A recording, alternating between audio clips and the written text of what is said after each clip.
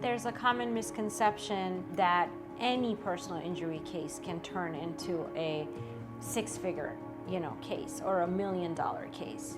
And a lot of it, I think, is triggered by some of these billboards that we see. When people see a lot of these billboards, when people have friends and family that have had larger recoveries, it leads to the misconception that, well, my case can be worth that amount. Unfortunately, what people don't realize is there's a lot of different factors that go into determining the value of a case.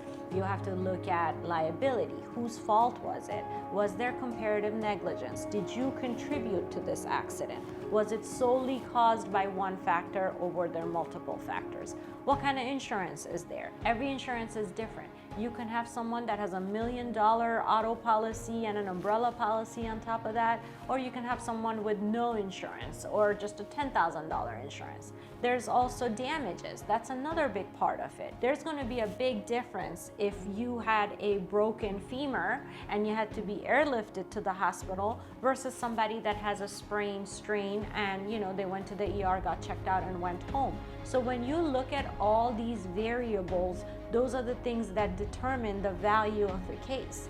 Oftentimes I get asked, one of the first questions a client asks me is, how much is my case worth? What's my case worth?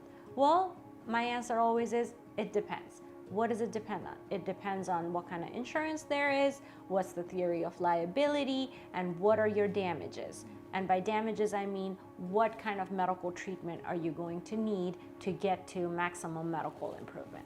Every case is different.